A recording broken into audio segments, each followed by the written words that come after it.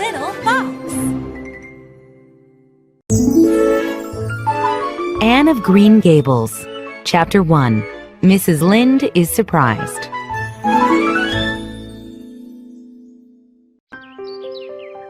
Mrs. Rachel Lynde lived on the main road in Avonlea, a town on Prince Edward Island off the coast of Canada. Anybody who was coming to or leaving Avonlea had to use the main road and pass by the Lynde's house. Mrs. Lynde was always watching from her kitchen window. Mrs. Lynde sat at her window one afternoon in early June. At 3:30, Matthew Cuthbert was driving his buggy down the road. He wore his best suit. Matthew should be planting turnip seeds now, like Mr. Lynde, thought Mrs. Lynde.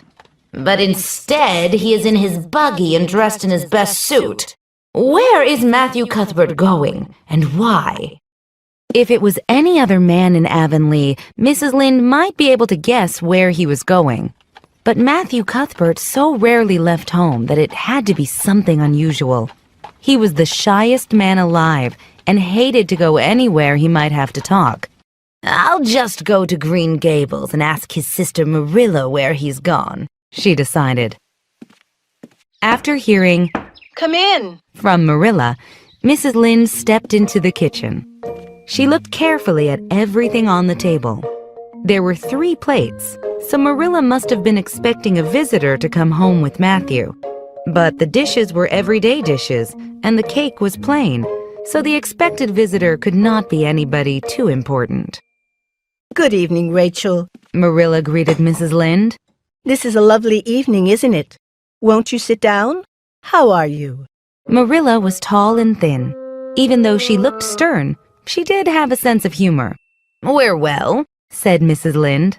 though I thought you weren't well when I saw Matthew in the buggy today. Marilla had expected Mrs. Lynde to visit because Mrs. Lynde was a curious person. "Matthew went to Bright River," Marilla said. "We're getting a little boy from an orphanage, and he's coming on the train tonight." If Marilla had said that Matthew had gone to meet a kangaroo from Australia, Mrs. Lynde could not be more surprised. She actually stopped talking for 5 seconds. Why on earth would you do that? She asked disapprovingly. "We've been thinking about it for some time, all winter in fact," replied Marilla. "Matthew is growing older. He's 60, and his heart is not so good. It's difficult to hire someone to do farm work." Mrs. Lynde always said what she thought. In this case, it was, Well, Marilla, I think you're doing a very foolish thing. You're bringing a strange child into your house and you don't know a thing about him. Last week in the newspaper, it said that a family took an orphan boy and he set fire to the house at night, on purpose, Marilla, and nearly burnt them in their beds. Marilla was neither offended nor alarmed. Meanwhile, Matthew Cuthbert and the horse jogged the 10 kilometers to the station. It was a pretty road, and the air was sweet with the smell of apple and plum blossoms. When Matthew arrived, there was no train, and he thought he was early. The long platform was almost deserted, except for a girl sitting at the end. Matthew walked quickly past her to the station office. "The 5:30 train is gone, but there was a passenger for you, a little girl," said the station master. "I'm not expecting a girl," said Matthew, surprised. "It's a boy I've come for." The station master raised his eyebrows. "Well, I guess there's some mistake. Mrs. Spencer came off the train with that girl. She said you and your sister Marilla were adopting the girl from an orphanage." The girl watched Matthew. She was 11 years old and dressed in a very old and very ugly dress. On her head was a worn-out brown hat. Under the hat were 2 braids of very thick, very red hair. Her face was small, white, and thin, and she had many freckles. "I suppose you are Mr. Matthew Cuthbert of Green Gables?" she said in a clear, sweet voice. She held out her hand. "I'm very glad to see you.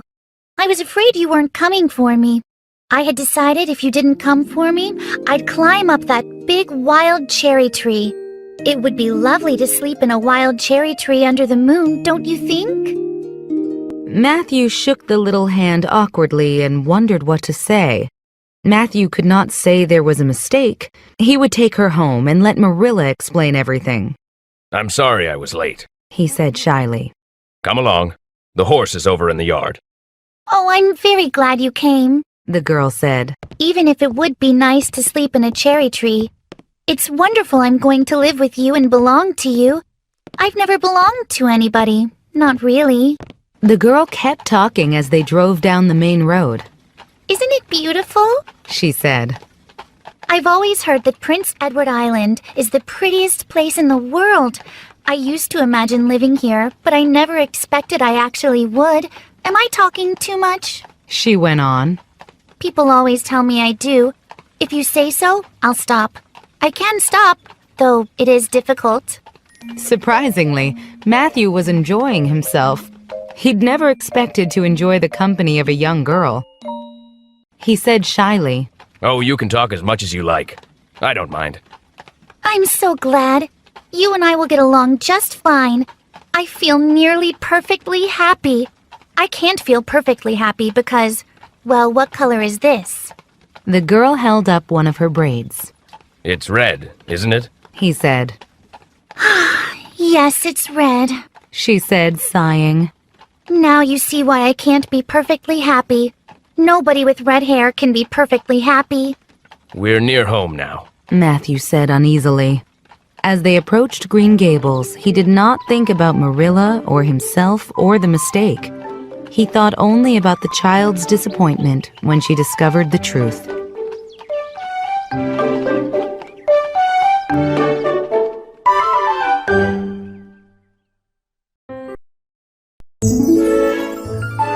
Anne of Green Gables, Chapter 2, Anne with an E.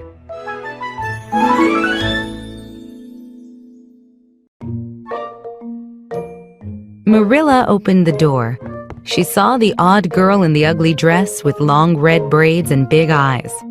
Matthew Cuthbert, who's that? She said. Where's the boy? There wasn't any boy. Said Matthew slowly. There was only her. He nodded at the child. He realized he didn't even know her name. No boy? But there must be a boy. Insisted Marilla. We asked Mrs. Spencer for a boy. Well, I asked the station master, and Mrs. Spencer didn't bring a boy. Said Matthew. I had to bring the girl home. Well, what do we do now? Asked Marilla. During this conversation, the child was silent. Suddenly, she understood what was happening. You don't want me. She cried. You don't want me because I'm not a boy. I should have known. Nobody ever did want me. She burst into tears. Neither Marilla nor Matthew knew what to do. Finally, Marilla said, Well, there's no need to cry. You can stay here until we find out what happened. What's your name? The child stopped crying and asked eagerly, Will you please call me Cordelia? Call you Cordelia? Is that your name? Asked Marilla. No, it's not exactly my name, but I would love to be called Cordelia. It's a beautiful name. I don't know what you mean. If Cordelia isn't your name, what is? Marilla asked. Anne Shirley. The girl answered. But Anne is such an unromantic name. Anne is a good, plain, sensible name, said Marilla. It's all right, but I like Cordelia better. If you must call me Anne, please call me Anne spelled with an E. Anne said. What does it matter how it's spelled? Asked Marilla, trying to stop a smile. Oh, it looks so much nicer. A-N-N looks horrible, but A-N-N-E looks more distinguished. Did Mrs. Spencer bring any other orphans besides you? Marilla inquired. She brought Lily Jones for herself, Anne answered. Lily is only 5 years old, and she is very beautiful. She has nut brown hair. If I were very beautiful and had nut brown hair, would you keep me? No, we want a boy to help Matthew on the farm.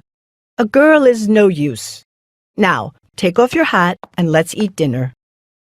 Anne took off her hat and they sat down to eat. But Anne could not eat. She nibbled at the bread and butter and nibbled at the apple pie. When dinner was finished, Marilla showed Anne to a spare bedroom. Anne got into bed and put her head right under the covers. Good night. Marilla said, a little awkwardly, but kindly. Suddenly, Anne's head reappeared. How can you say it's a good night when you know it's the worst night I've ever had? She cried. She disappeared under the covers again. Marilla went into the kitchen and started to wash the dishes. Matthew sat on a chair, saying nothing. One of us will have to take the girl back tomorrow, said Marilla. I suppose so, said Matthew reluctantly. You suppose so? Marilla echoed. Don't you know so? Well, now she's a real nice little thing, Marilla. It's a pity to send her back. She likes it so much here, said Matthew. Matthew Cuthbert, do you really think we should keep her? Said Marilla, astonished. Well, no, not exactly, stammered Matthew. Of course we cannot keep her, said Marilla. What good would she be to us? We might be some good to her, said Matthew unexpectedly. Matthew Cuthbert, I can see that you want to keep her. That girl has bewitched you. Well, now, she's a real interesting little thing, said Matthew. You should have heard her talk, coming from the station. Oh, she can talk all right. I don't like children that talk so much. I don't want an orphan girl, and if I did, it wouldn't be her. The next morning, Anne awoke and sat up in bed. For a moment, she couldn't remember where she was. First, she had a delightful thrill, and then a horrible memory.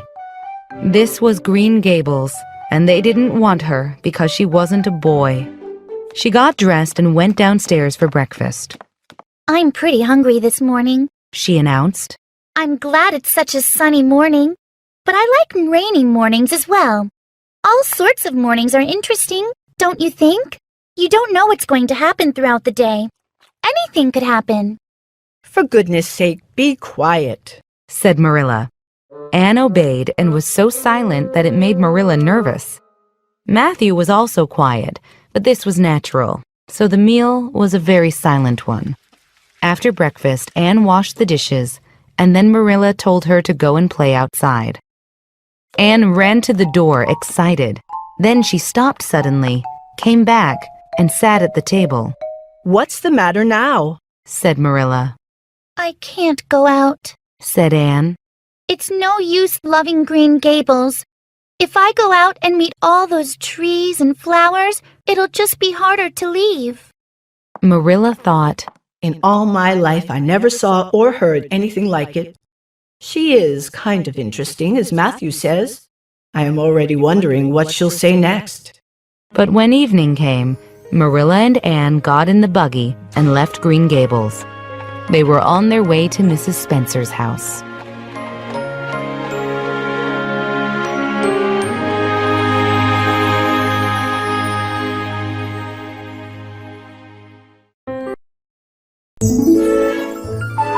Anne of Green Gables, Chapter 3, Marilla Makes Up Her Mind.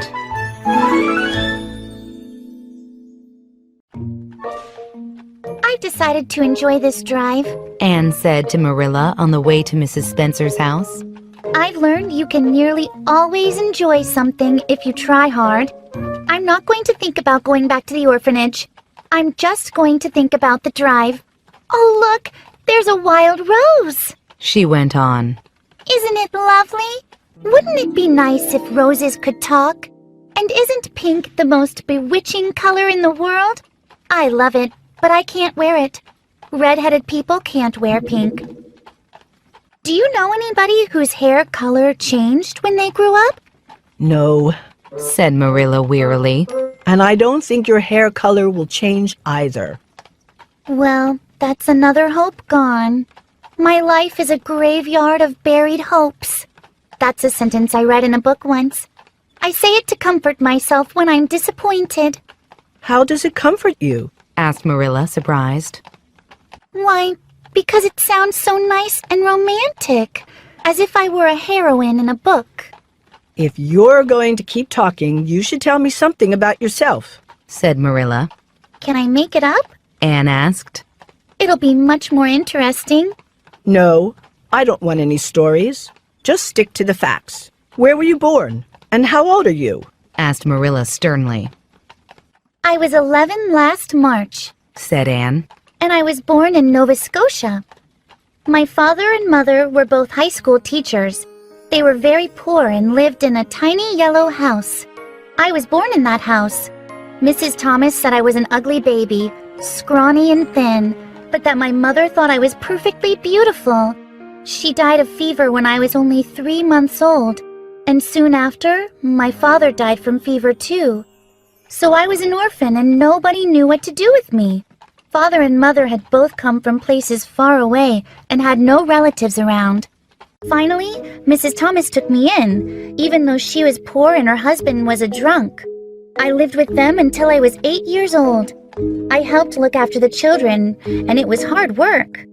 Then Mr. Thomas was killed when he fell under a train. After that, I lived with the Hammonds, who had 8 children. She had twins 3 times. I like babies, but twins 3 times is too much. I got so tired carrying them around. I lived with the Hammonds for 2 years, and then Mr. Hammond died. I had to go to the orphanage because the Hammonds didn't want me any longer either. It was too crowded in their house. Did you ever go to school? Marilla asked. A little bit. Answered Anne. I can read well, and I know lots of poetry. Don't you just love poetry? Were those women, Mrs. Thomas and Mrs. Hammond, good to you? Asked Marilla, looking at Anne carefully. Stammered Anne, blushing with embarrassment. They tried to be good to me. I'm sure they meant to be good. Marilla asked no more questions. She suddenly felt pity for Anne, who hadn't had much love in her short life. Soon they arrived at Mrs. Spencer's house. Well, Mrs. Spencer exclaimed. you're the last folks I expected. How are you, Anne? All right, Said Anne without smiling. Mrs. Spencer, Began Marilla. I'm sorry, but there's been a mistake. We told the orphanage we wanted a boy. Oh, Mrs. Spencer said. that's too bad. I'm very sorry. I'm sorry, too. Said Marilla. Can we send the child back? The orphanage will take her, won't they? I suppose so. Said Mrs. Spencer thoughtfully. But wait a minute. Mrs. Blewett was here yesterday. She told me she would like a little girl. Marilla was not very pleased to hear this. Mrs. Blewett had a terrible temper and did not treat servant girls well. Look, there's Mrs. Blewett now. Said Mrs. Spencer. A thin-faced, frowning woman came over to the house. How lucky. She can take Anne now. Mrs. Spencer explained the mistake to Mrs. Blewett. Mrs. Blewett looked Anne over from head to toe. How old are you and what's your name? She demanded. My name is Anne Shirley, and I'm 11 years old. Anne replied. You're too thin, but you're wiry. Snapped Mrs. Blewett. The wiry ones are the best. You'll be a good girl and work hard. All right, Miss Cuthbert, She said to Marilla. I'll take her home now. I don't know. Marilla said slowly. Matthew and I haven't decided what to do yet. If we decide not to keep Anne, I'll send her over tomorrow. All right, Said Mrs. Blewett ungraciously. At Marilla's words, Anne's eyes grew bright like stars. Can I really stay at Green Gables? She whispered to Marilla. We'll decide tonight. Said Marilla crossly. But you heard me. You might go to Mrs. Blewett. She needs you more than Matthew and I do. Oh, send me to the orphanage instead. Mrs. Blewett looks like a monster. Said Anne. Anne Shirley, don't talk like that. Marilla scolded. Go and sit quietly and be a good girl. I'll be anything you want if you will keep me. Pleaded Anne. Later, Marilla told Matthew about Anne's history and the trip to Mrs. Spencer's house. I wouldn't give a dog to Mrs. Blewett. Said Matthew. I don't like Mrs. Blewett's style either. Admitted Marilla. Since you want to keep the girl, I suppose she can stay. I've never brought up a child, especially a girl. I'll probably make a mess of it, but I'll do my best. Matthew's shy face glowed with delight. Marilla, I hoped you would change your mind. She's such an interesting little thing. Yes, well, don't interfere, Matthew. Marilla said. I won't tell Anne tonight because she'll be so excited she won't sleep. An old maid might not know much about raising children, but neither does an old bachelor. Goodness knows what will come of it.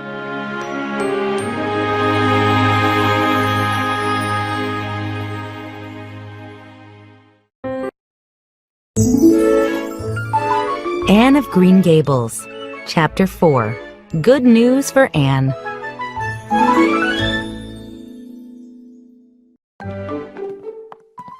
Marilla had decided to keep Anne, but she didn't want to tell Anne until the next day. She took Anne upstairs and said, Now, Anne, I noticed you threw all your clothes on the floor. That's a bad habit. Please fold your clothes and put them on the chair. I was so upset last night I forgot. said Anne. I'll fold them nicely tonight.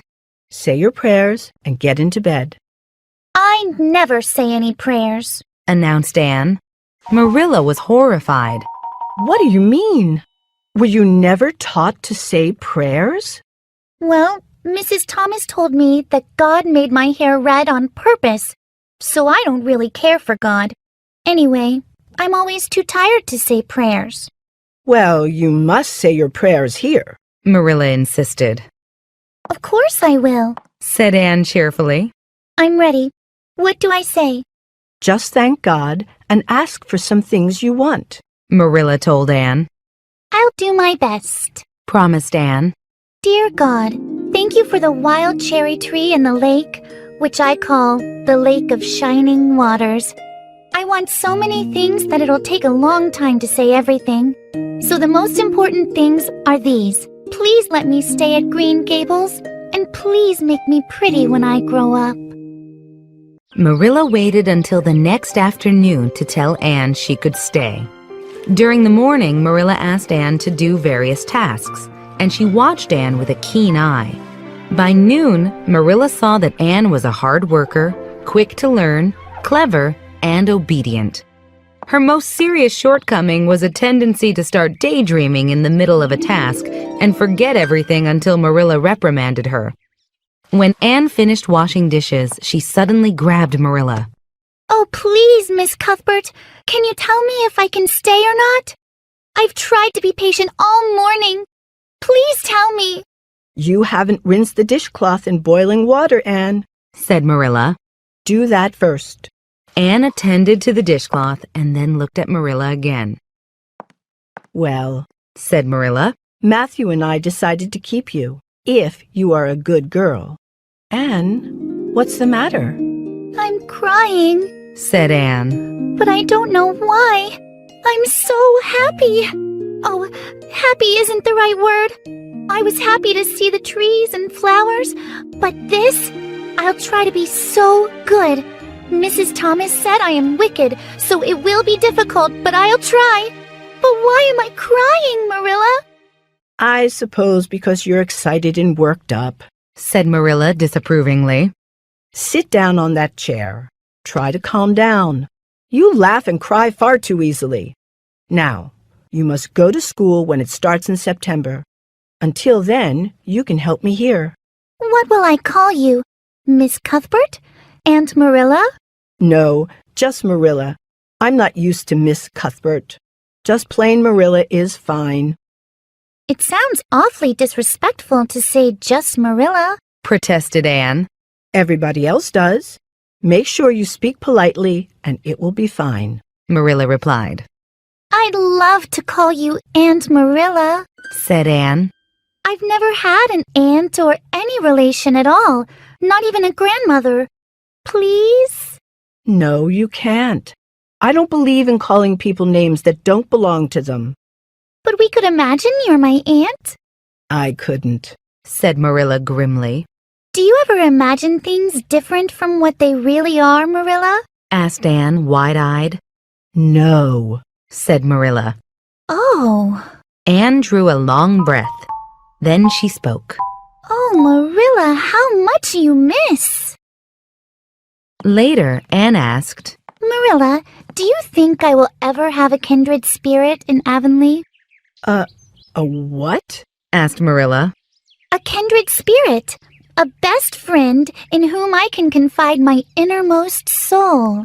I've dreamed of meeting her all my life. I never really supposed I would, but so many of my dreams have come true all at once that perhaps this one will too. Do you think it's possible? Diana Barry lives nearby, and she's about your age. Marilla replied. She's a very nice girl, and perhaps she can be your playmate when she comes home. She's visiting her aunt now. You'll have to be careful how you behave, though. Mrs. Barry is very particular. She won't let Diana play with any girl who isn't nice and good. What is Diana like? Anne asked. Her hair isn't red, is it? Oh, I hope not. It's bad enough to have red hair myself, but I positively couldn't endure it in a best friend, too. Diana is a very pretty girl, said Marilla. She has black eyes and hair and rosy cheeks. And she is good and smart, which is better than being pretty. I'm so glad she's pretty, Anne said. I'm not beautiful, so having a beautiful friend would be wonderful. When I lived with Mrs. Thomas, there was a bookcase with glass doors. One of the doors was broken because Mr. Thomas smashed it when he was drunk. The other glass door was whole. I used to pretend that my reflection was another little girl who lived in the glass. Her name was Katie, and we were very close. I told her everything. Katie was my only friend. We pretended that the bookcase was enchanted. I knew the spell that took me to Katie's world. In Katie's world, there were flowers and fairies and sunshine, and we would live there happily ever after. When I went to live with Mrs. Hammond, I was so upset to leave Katie. She was sad, too. Marilla listened and then gave Anne a strange look. I don't approve of such things, Anne. You seem to half believe your own imagination. Don't let Mrs. Barry hear you talking about your friend Katie. She'll think you're strange. Oh, I won't, said Anne. I won't tell anybody, but I thought you'd like to know. Well, Marilla said, smiling, you'll have a real friend soon, Anne. Look, there's a big bee in that apple blossom, said Anne. If I wasn't human, I think I'd like to be a bee and live in the flowers. Yesterday you wanted to be a bird, said Marilla. You are very fickle. Now, just be quiet for a minute. It seems impossible for you to stop talking if you've got anybody who will listen to you.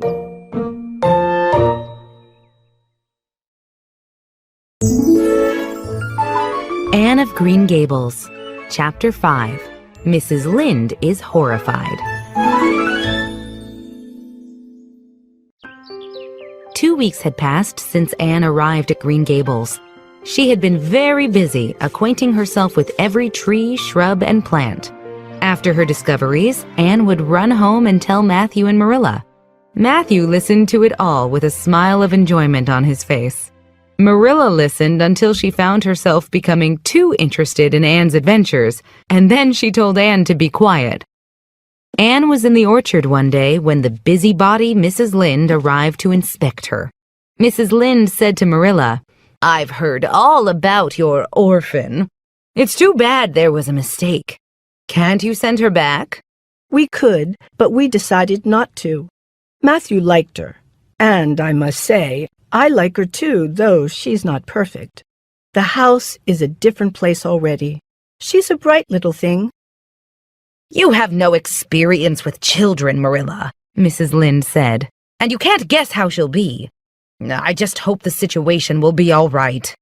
I'm not discouraged, was Marilla's dry response. I suppose you'd like to see Anne. I'll call her.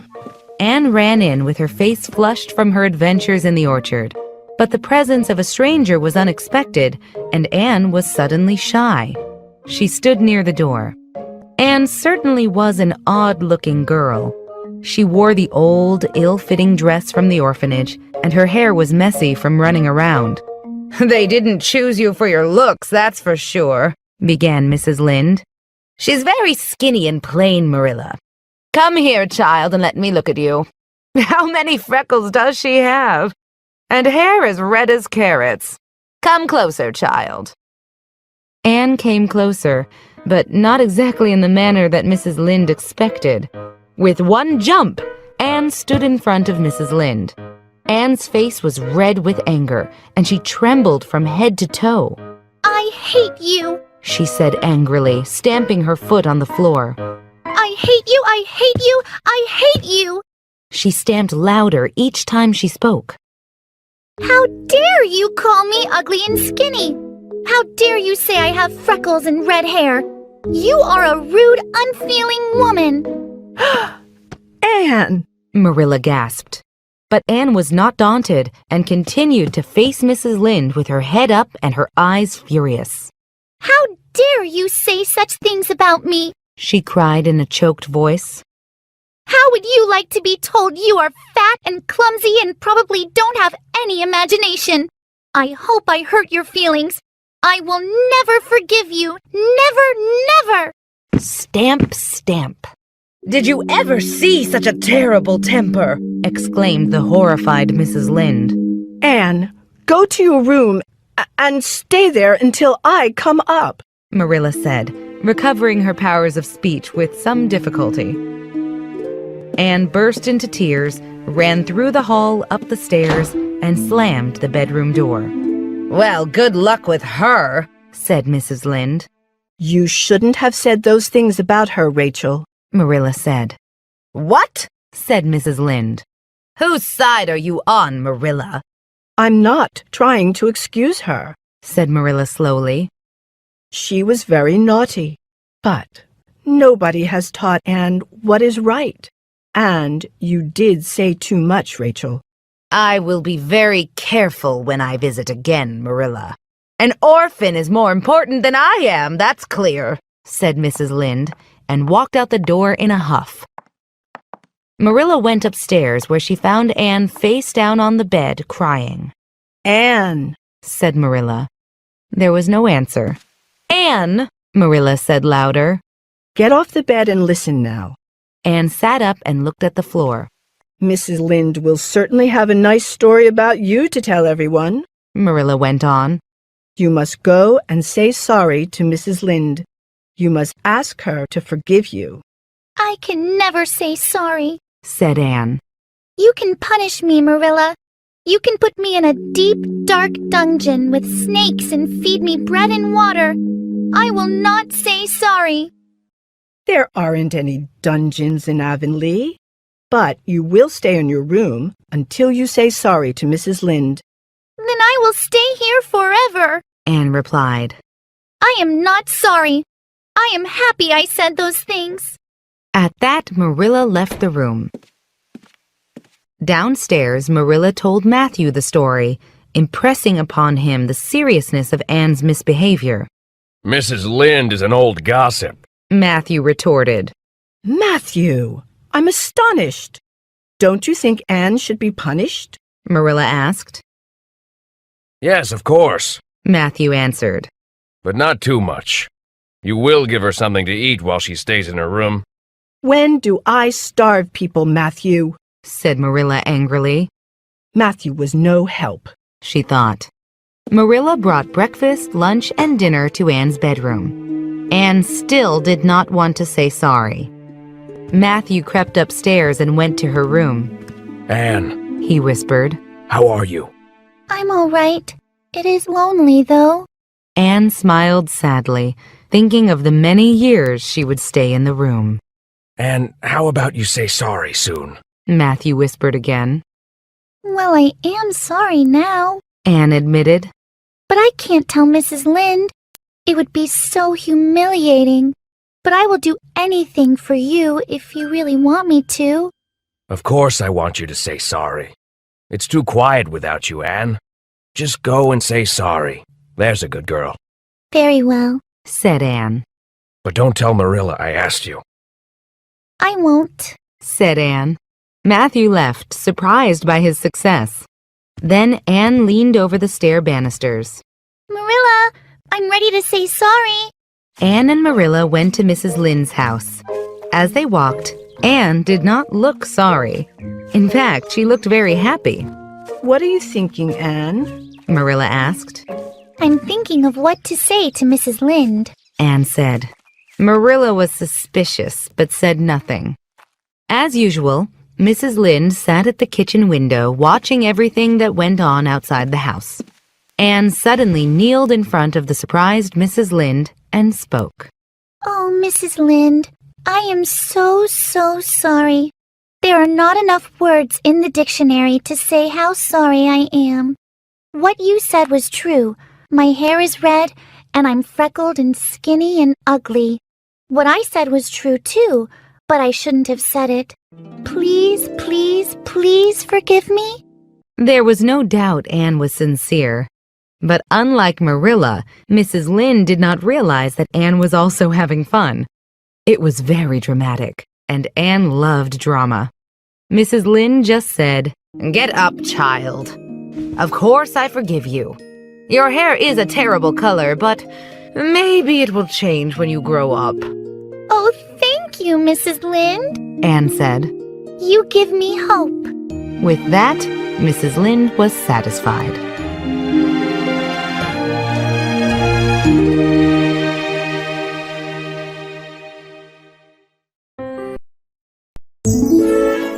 Anne of Green Gables, Chapter 6, A Best Friend and a Lost Brooch.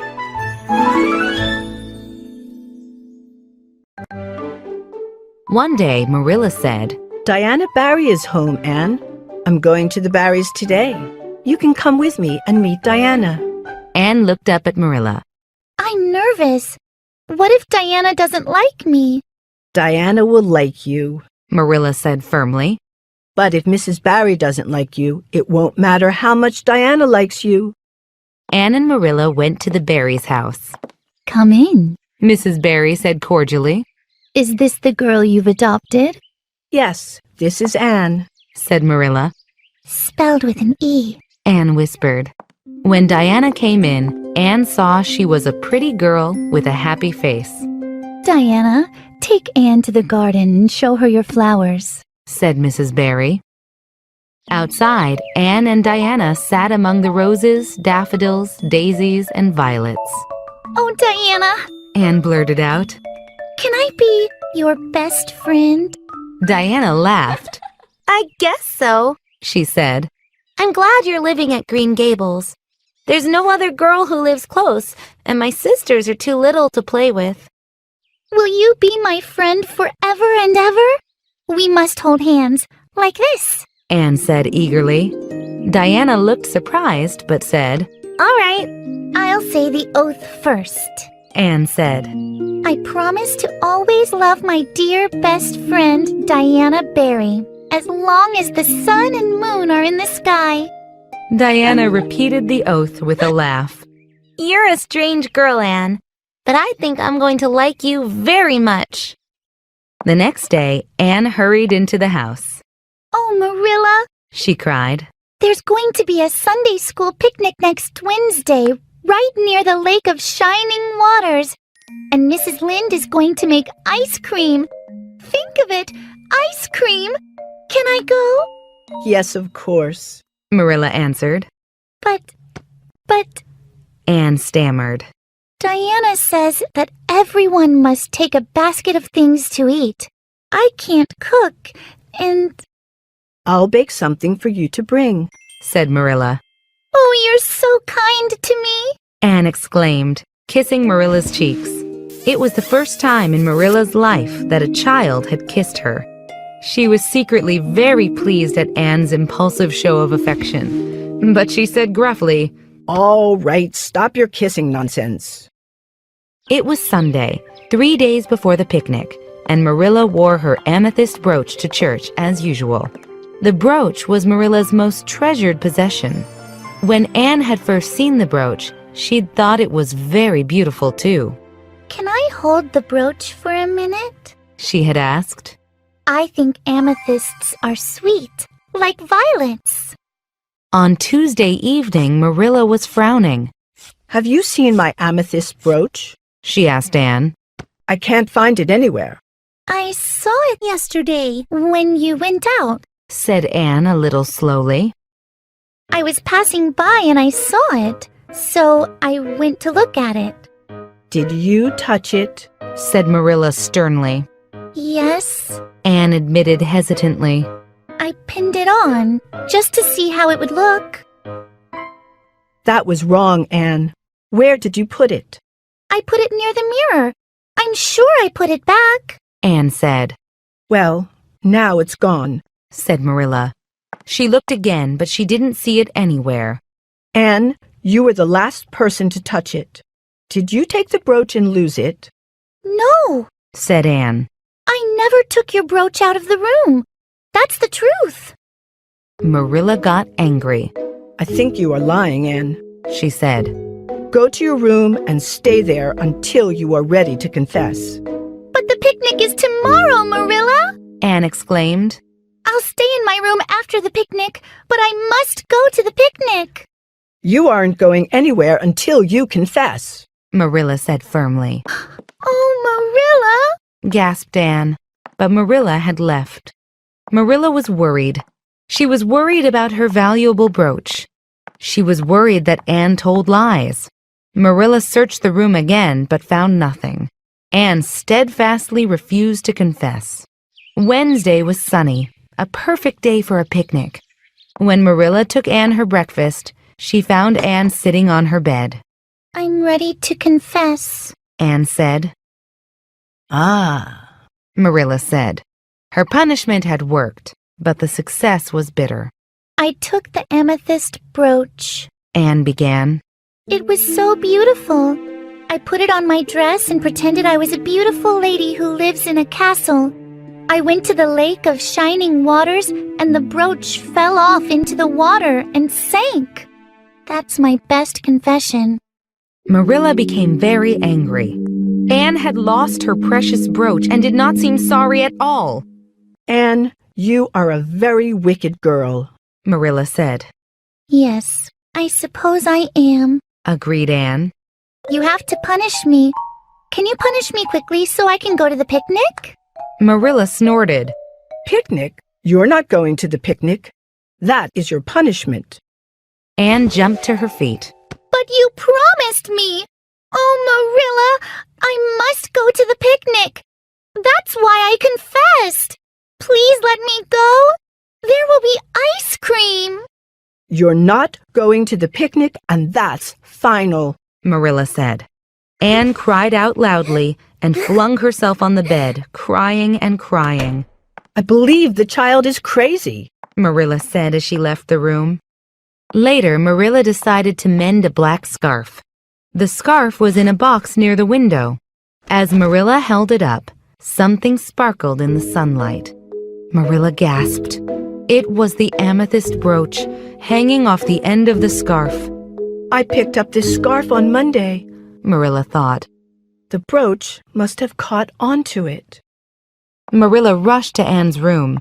I've just found my brooch. What story did you tell me this morning? Anne replied, You said I must stay in my room until I confessed. So I confessed because I wanted to go to the picnic. I thought of a good story, but I can't go to the picnic anyway. Marilla had to laugh. Anne, you are a surprise. It was wrong for you to lie, but I understand why, and I should have believed you in the first place. So, if you forgive me, I forgive you. Now, get ready for the picnic. But isn't it too late? No, it's only 2 o'clock. Wash your face and comb your hair, and I'll get some food ready. Oh, Marilla, 5 minutes ago I wished I was never born. Now I wouldn't change places with an angel. That night, Anne returned to Green Gables happy and tired. It was wonderful. We rowed a boat, and Jane Andrews nearly fell in the lake and drowned. I wish it was me. How romantic to nearly drown. After Anne went to bed, Marilla smiled and thought, It's never boring with Anne around.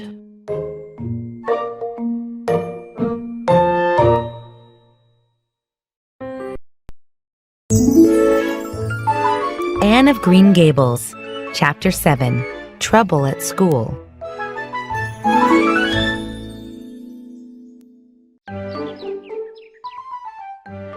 In September, when Anne started school, Marilla was worried. Anne was a strange girl. How would she make friends? How would she stay quiet in the classroom? But after her first day, Anne came home excited and happy. I like school, Anne declared. I don't like the teacher, Mr. Phillips, though. He said my spelling was terrible and held it up for everybody to see. Anne, don't say that about your teacher. I hope you were a good girl, said Marilla. I was, answered Anne. I sit with Diana near the window, and we can see the lake of shining waters. I am in a lower class than Diana, though. She is on the 5th book, and I am on the 4th book. There are many nice girls in school, and we had fun playing at lunchtime. And Jane Andrews told Ruby Gillis she heard Minnie McPherson say that I had a pretty nose. That is the first compliment I have ever had in my life, Marilla. Do I have a pretty nose? I know you'll tell me the truth. Your nose is all right, Marilla said. Secretly, she thought that Anne's nose was remarkably pretty, but Marilla had no intention of telling her so. 3 weeks passed, and Anne and Diana were walking to school one morning. Gilbert Blythe will be in school today, said Diana. He's been away at his cousin's. He's so handsome, Anne, and he teases the girls terribly. From Diana's voice, it was clear that Diana liked being teased by Gilbert Blythe. Gilbert's in your class, Diana went on. He's on the 4th book because he missed school when his father was sick. He's usually at the top of the class, though. You're at the top of the class now, Anne. I'm glad Gilbert is coming back, said Anne. I don't feel proud about being at the top of a class with little boys and girls who are only 9 years old. The girls went into the classroom. That's Gilbert Blythe sitting across from you, Anne, said Diana. Isn't he handsome? Anne looked. She had lots of time to look because Gilbert was busy tying Ruby Gillis's long golden braid to her chair. Gilbert was a tall boy with curly brown hair and a cheeky smile. When Ruby Gillis tried to stand up, she fell back screaming, thinking that her hair was being pulled out. Everybody stared at her, and she started to cry. Gilbert read his book and looked very serious. But when everyone was quiet again, he looked at Anne and winked at her. I think your Gilbert Blythe is handsome, whispered Anne to Diana. But he's very bold. It isn't polite to wink at a girl he doesn't know. In the afternoon, Gilbert tried to get Anne's attention again. Mr. Phillips, the teacher, was in the back of the room explaining math to an older girl. The other students were drawing pictures on their slates, eating apples, whispering, or playing with some crickets. Gilbert Blythe tried to make Anne look at him without success. Anne stared out the window at the lake of shining waters, lost in her own world. Usually, girls did look at Gilbert. He thought, that red-headed Shirley girl should look at me. He reached across the aisle and grabbed the end of Anne's long red braid. He held it out and said in a loud whisper, Carrots, carrots! This time Anne did look at him, and she did more than look. She jumped up and stared fiercely at Gilbert. You mean, hateful boy! She shouted. How dare you! And then, whack! Anne cracked her slate on Gilbert's head. The students at Avonlea School always enjoyed a scene, and this was an especially good one. Diana gasped. Ruby Gillis began to cry again. Mr. Phillips stalked to the front of the classroom. Anne Shirley, what happened just now? He said angrily. Anne did not answer. It was too embarrassing to tell everybody that Gilbert had called her carrots. Gilbert spoke. It was my fault. I teased her, he admitted. Mr. Phillips ignored Gilbert.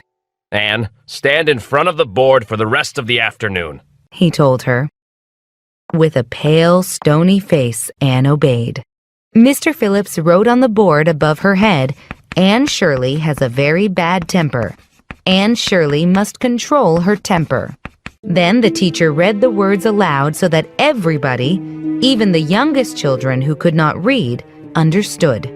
Anne stood there all afternoon. She didn't cry because she was still angry. Anne thought, I'll never speak to Gilbert Blythe again. When school finally ended, Anne marched out and waited for Diana on the porch. Gilbert approached her. Sorry I teased you, Anne. He whispered. I'm really sorry. Anne ignored him. Gilbert put a candy that said, "You are sweet," on the ledge near Anne. Anne picked it up carefully, dropped it on the floor, and ground it into a fine powder under her shoe. Then she started walking. Oh, Anne, said Diana. how could you ignore his apology? I will never forgive Gilbert Blythe. Anne retorted furiously. And Mr. Phillips spelled my name without an E. Gilbert teases all the girls, Anne, Diana said. He laughs at my hair because it's so black and calls me Crow. He's never said sorry to any girl before today. There's a big difference between Crow and Carrots, Diana, Anne said with a sniff. The next day at school, Mr. Phillips' mood had not improved. He spotted Anne talking to Charlie Sloane. And Shirley, since you like boys so much, you will sit with Gilbert Blythe, said Mr. Phillips. The other boys laughed. Anne did not move. Anne, obey me at once, the teacher said. For a moment it seemed Anne would never move. But at last she got up, sat down beside Gilbert, and buried her face in her arms on the desk. To sit next to a boy was bad enough, but to sit next to Gilbert Blythe was unbearable. When school ended, Anne picked up everything from her desk, all her books, her pen and ink, and piled them onto her cracked slate. Why are you taking everything home, Anne? Diana asked. I'm not coming to school anymore, said Anne. When Anne got home, she told Marilla she had finished school forever. Nonsense, said Marilla. Marilla, I've been insulted, You'll go tomorrow. Was Marilla's answer. Oh no, said Anne. I'm not going back. I'll study at home. Marilla knew Anne was stubborn, and so she let Anne study at home, for the time being. She hoped that Anne would miss her schoolmates and return to school soon. But it is Anne, Marilla acknowledged with a sigh. so anything could happen.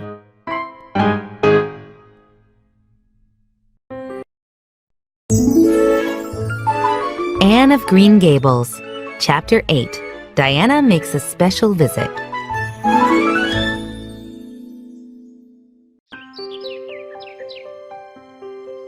One beautiful October morning, Marilla and Anne sat in the kitchen and cut vegetables. Anne, Marilla began. why don't you ask Diana to come over for afternoon tea? I am going into town, and she can come then. Oh, Marilla, Anne clasped her hands. how perfectly lovely. We will be like grown-ups. Can we use the teapot with the roses? No, but I have some cake and raspberry cordial in the pantry you can have. Marilla replied. Diana came over, dressed in her second-best dress. Anne, dressed in her own second-best dress, opened the door with a very serious expression. Together they went to the front room. How is your mother? Anne asked politely, like an adult. She is very well, thank you. And Mr. Cuthbert is in the potato fields? Asked Diana. Yes, he is. Our potatoes are very good this year. Replied Anne. Abruptly, her tone changed. Oh, Diana, She burst out. let's go and pick some apples. The girls instantly stopped acting like proper ladies and ran outside to the apple orchard. Marilla said we can pick the rest of the apples. Said Anne. Marilla is very kind. She also said we can have cake and raspberry cordial for tea. I love red drinks. They just taste better, don't they? Later, the girls went inside, and Anne went to the pantry to get the raspberry cordial. At first, she couldn't see it anywhere, but then she spotted it at the back. Anne put the cordial on the table with a big glass. Please help yourself, Diana. I can't drink a thing after eating all those apples. Diana poured herself some of the drink and sipped it. This is a very nice cordial, Anne, she said. I didn't know cordial tasted so good. I'm glad you like it. Anne replied. Take as much as you want. I'll get the cake. When Anne came back, Diana was drinking a second glass of cordial. Diana started to drink a third glass, and Anne didn't mind. It's the nicest cordial I ever drank, said Diana. It's much nicer than Mrs. Lynde's cordial. It doesn't taste a bit like hers. I'm sure Marilla's cordial is nicer than Mrs. Lynde's, said Anne loyally. Marilla is a famous cook. She's trying to teach me, but it's hard work, Diana. Last week, Anne continued, Marilla told me to put some pudding sauce in the pantry and cover it. I took the bowl of sauce into the pantry, but I forgot to cover it. I remembered the next morning and ran to the pantry. Diana, a mouse had drowned in the sauce. I used a spoon to get the mouse and took it outside. Then I was going to tell Marilla about the mouse, but I started pretending I was a forest fairy flying through the trees, and I forgot about the mouse and the sauce. After that, Mr. and Mrs. Ross came for lunch. We ate lunch, and everything was fine until I saw Marilla coming in with plum pudding and pudding sauce warmed up. I remembered everything and shouted, Marilla, don't use the sauce! A mouse drowned in it! Mr. and Mrs. Ross looked at me, and I thought I would die. Why, Diana, Anne said suddenly. What's the matter? Diana stood up and then sat down, putting her hands to her head. I'm very sick, she said. I must go home. No, don't go yet. You must eat some cake first. I must go home, Diana repeated. Where do you feel bad? Anne asked. I'm very dizzy, said Diana. Anne was very disappointed, but she took Diana to the Barrys' fence. The next day, Marilla sent Anne to Mrs. Lynde's house on an errand. In a short space of time, Anne came flying back to Green Gables in tears. What's the matter, Anne? Marilla said. Mrs. Lynde saw Diana's mother today. Mrs. Barry said that I sent Diana home drunk. And she said I was a very wicked girl, and she's never going to let Diana play with me again. Diana was drunk? Marilla was stunned. Anne, are you or Mrs. Barry crazy? What did you give her? Nothing but raspberry cordial, Anne said. I never thought it made you drunk, not even if you drink 3 glasses like Diana did. Marilla marched to the pantry. On the shelf was a bottle of homemade wine. At that moment, Marilla remembered that the cordial was in the cellar and not the pantry as she had told Anne. Marilla went back into the kitchen. Anne, you gave Diana wine instead of cordial. Don't you know the difference between them? I didn't taste the drink, said Anne. Only Diana drank it. And then Diana got so sick and went home. Mrs. Barry said Diana just laughed and laughed and then slept for hours and had a headache all day. Her mother smelled her breath and knew she was drunk. 3 glasses of cordial would make you sick, Marilla said, troubled. But it was an accident, Anne, so don't worry. I'll talk to Mrs. Barry. At that, Marilla left. When she came back later, she was frowning. Was Mrs. Barry still angry? Asked Anne. Mrs. Barry? Snapped Marilla. I told her it was a mistake, but she didn't believe me. So I told her that if my girl was so greedy, drinking 3 glasses of anything, I'd be punishing her. Marilla went into the kitchen. Anne stepped outside, and she walked determinedly to the Barrys' house and knocked on the door. When Mrs. Barry saw it was Anne, she frowned. What do you want? She demanded. Anne clasped her hands. Oh, Mrs. Barry, please forgive me. I did not mean to.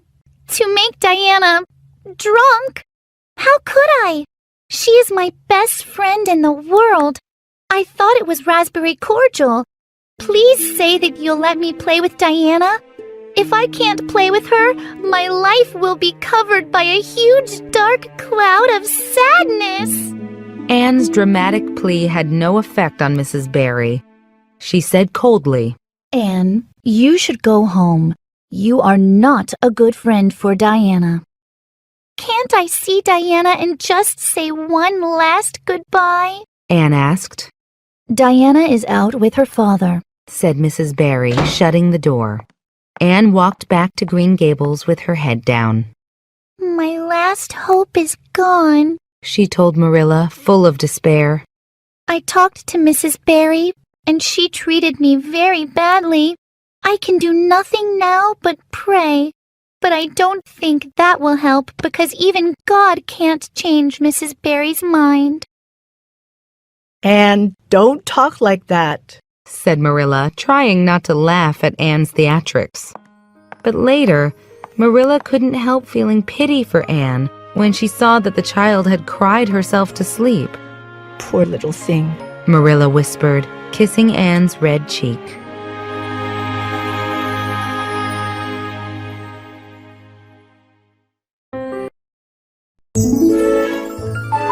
Anne of Green Gables, Chapter 9, Anne to the Rescue.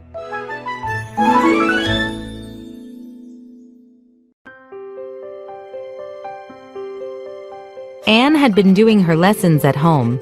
One morning, however, Anne came into the kitchen with her school books and announced, Marilla, I'm going back to school. I miss spending time with my best friend Diana, so I must return. Marilla hid her delight well. I hope you'll behave yourself, was all she said. In January, the Canadian Premier toured Canada, including Prince Edward Island. Most of Avonlea supported the Premier's politics, and many people, including Marilla and Mrs. Lynde, went to hear him speak in Charlottetown. They planned to return to Green Gables the next day, so Anne and Matthew had the cheerful, warm kitchen of Green Gables to themselves. Matthew, did you ever study geometry? Asked Anne. Well, no, I didn't. Matthew said. I wish you had, Anne said. Because then you could sympathize. I'm terrible at it. Suddenly, the kitchen door flung open, and Diana Barry ran in. What's the matter, Diana? Cried Anne. Has your mother changed her mind? Can we be friends again? Oh, Anne, come quickly, Diana urged her. My little sister, Minnie May, is awfully sick. She's got croup. Father and Mother are in town at the Premier's meeting, and there's nobody to get the doctor. The babysitter doesn't know what to do, and I'm so scared. Matthew reached for his cap and went outside to get the horse. Matthew will ride to Carmody for the doctor, said Anne. She quickly put on her coat. Don't cry, Diana, she went on cheerfully. I know exactly what to do for croup. Mrs. Hammond had twins 3 times, which gave me lots of experience because they all had croup regularly. I'll get the Ipecac bottle in case you don't have any. Come on. The 2 girls hurried to the Barrys' house through the fields, for the snow was too deep to go the shorter way. Although Anne was sincerely worried about Minnie May, she was delighted to be spending time with Diana again outside of school. She thought it was truly wonderful to walk through the dark, snowy night with her best friend. At the Barrys, Minnie May was feverish and restless, and her hoarse breathing rattled through the whole house. Anne promptly went to work. Minnie May has croup, all right. She's pretty bad, but I've seen worse. First, we must have lots of hot water. Diana, fill up the kettle and put some wood in the stove. I'll undress Minnie May and give her some Ipecac. The little girl did not take kindly to the Ipecac, but Anne kept trying. She gave Minnie the Ipecac many times during the long, anxious night, but Minnie got worse. Anne thought Minnie was sicker than the Hammond twins ever were. It was difficult for Minnie to breathe, and it seemed like she could choke to death. Anne, losing hope, gave her the last drop of ipecac. In a few minutes, Minnie coughed up phlegm and began to get better right away. She soon fell asleep. It was 3 o'clock when Matthew finally arrived with the doctor. I nearly gave up. Anne said to the doctor. You can't imagine my relief when she finally seemed better. The doctor nodded and went to check on Minnie. Anne was exhausted from no sleep, and she went home with Matthew. In the morning, Mr. and Mrs. Barry came home. The doctor, Diana, and Minnie were in the living room. The doctor told Mr. and Mrs. Barry, That red-headed girl is a clever thing. I tell you, she saved that baby's life. For someone her age, she was smart and calm. It was wonderful. I've never seen anything like it. Anne didn't wake up until the evening of the next day. She went to the kitchen where Marilla sat knitting. Anne, Marilla said, Matthew told me about last night. It's very fortunate you knew what to do. I wouldn't have any idea myself, for I never saw a case of croup. Mrs. Barry was here this afternoon, Anne. Marilla continued. She wanted to see you, but you were sleeping. She says you saved Minnie May's life, and she's sorry she acted the way she did in the affair with the wine. She hopes you'll forgive her and be good friends with Diana again. You can go over there this evening if you like. Now, Anne, don't fly into the air. The warning was needed because Anne instantly sprang to her feet. Oh, Marilla, can I go and see Diana right now without washing my dishes? I'll wash them when I come back. I can't do something so unromantic as dishwashing at this thrilling moment. Yes, run along, said Marilla indulgently, smiling. Anne ran through the orchard to the Barrys, not caring about the wind or cold. Mrs. Barry kissed her and cried, and said she was sorry and that she could never repay Anne. Anne was embarrassed, but replied politely, I forgive you, Mrs. Barry. I can tell you again that I did not mean to make Diana drunk. Diana and Anne had a lovely afternoon. Diana showed Anne a new crochet stitch her aunt had taught her. Then Diana gave Anne a beautiful card with a wreath of roses on it and a verse of poetry. If you love me as I love you, nothing but death can part us two. At school, Diana and Anne sat together again, and they were the happiest girls in Avonlea.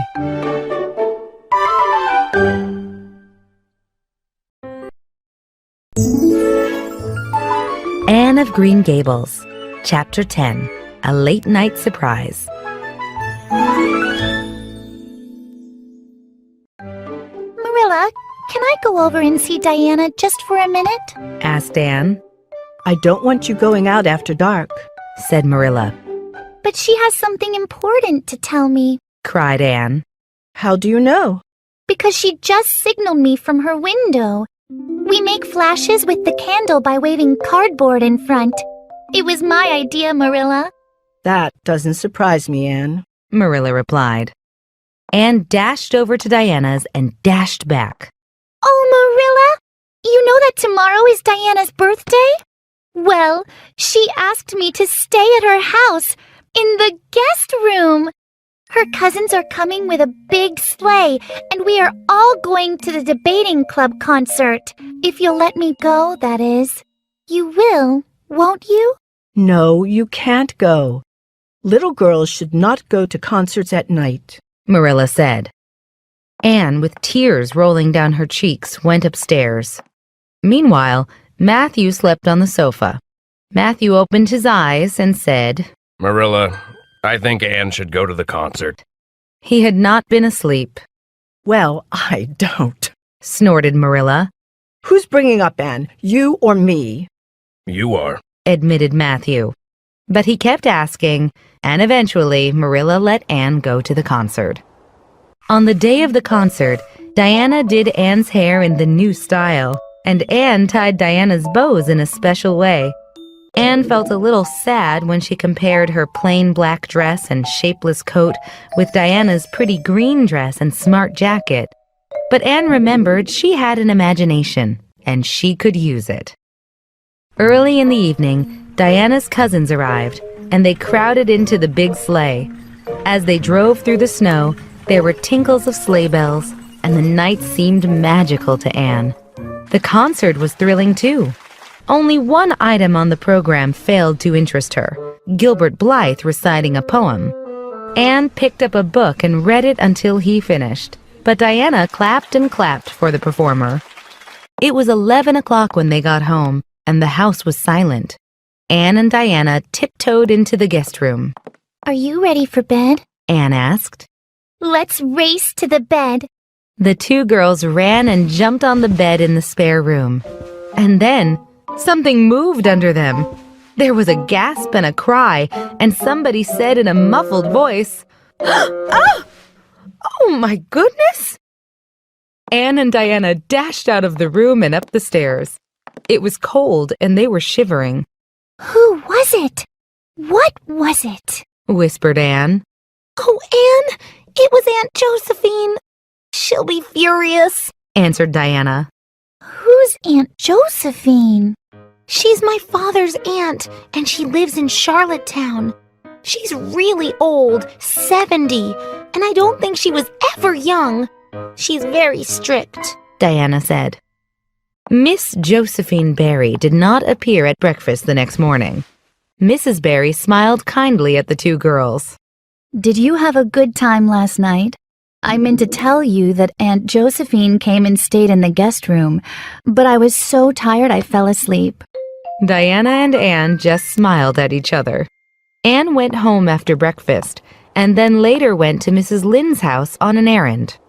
So, you nearly frightened Miss Barry to death last night? Said Mrs. Lynde. Diana's mother is very upset. Josephine Barry came to stay for a month, but she changed her mind and is leaving tomorrow. And she had promised to pay for Diana's piano lessons, but now she isn't. She thinks Diana is a tomboy. Old Miss Barry is rich, and the Barrys want to keep on her good side. Anne, you should look before you leap, especially into beds. Mrs. Lynde laughed at her own joke, but Anne saw nothing to laugh at. Anne went back and saw Diana. Anne, after you left, Aunt Josephine woke up, and she was so angry.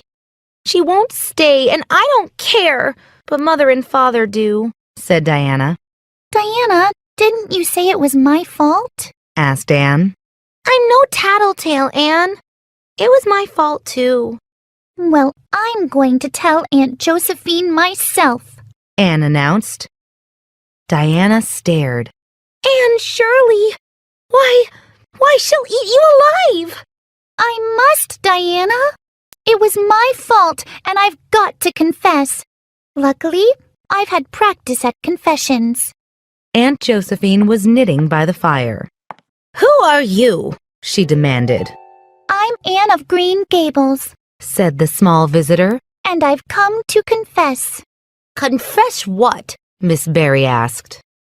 It was my idea that Diana and I jump on your bed.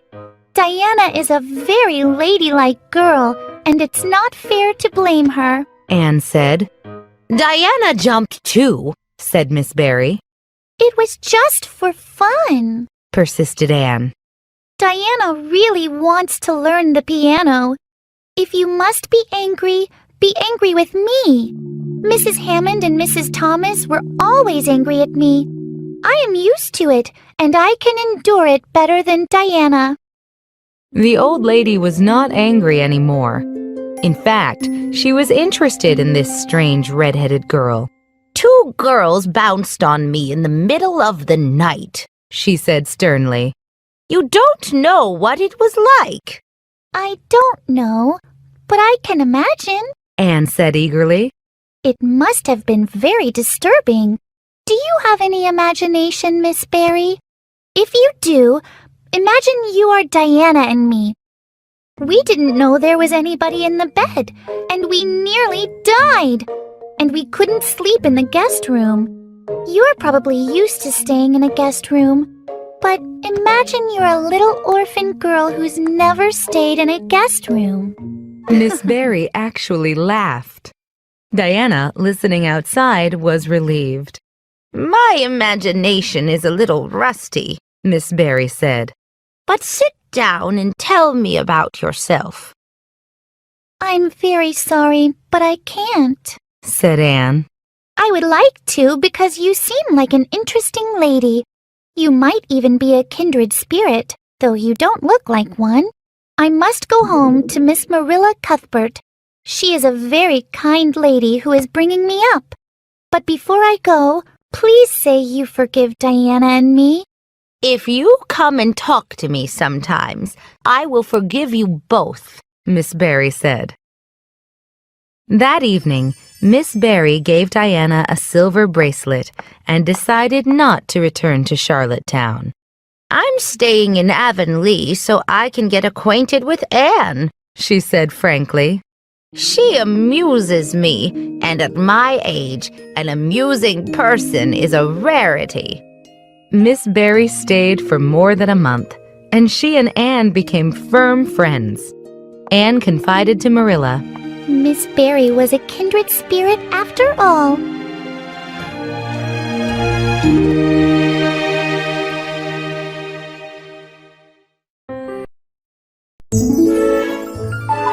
Anne of Green Gables, Chapter 11. A Dare is Accepted.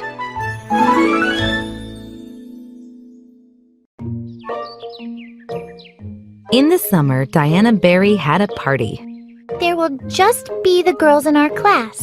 Anne assured Marilla, since Marilla knew that Anne had a habit of getting into trouble. The girls played in the Barrys' garden.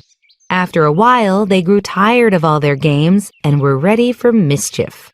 They soon decided to play dares, which involved daring one's friends to try something risky. First, Carrie Sloane dared Ruby Gillis to climb the huge willow tree that was infested with fat green caterpillars. Much to everyone's surprise, Ruby bravely climbed the tree. Then Josie Pye dared Jane Andrews to hop around the garden on her left foot without stopping. Jane Andrews tried, but gave up at the third corner. Josie Pye gloated because Jane Andrews could not do her dare. Anne saw Josie Pye gloating and quickly dared Josie to walk along the top of the Barrys' garden fence. Walking along fences requires some skill, but unfortunately, Josie Pye had a natural ability for walking on fences. The girls reluctantly admired Josie's skill and bravery. Josie came down flushed with victory and gave Anne a defiant look. Anne tossed her red braids.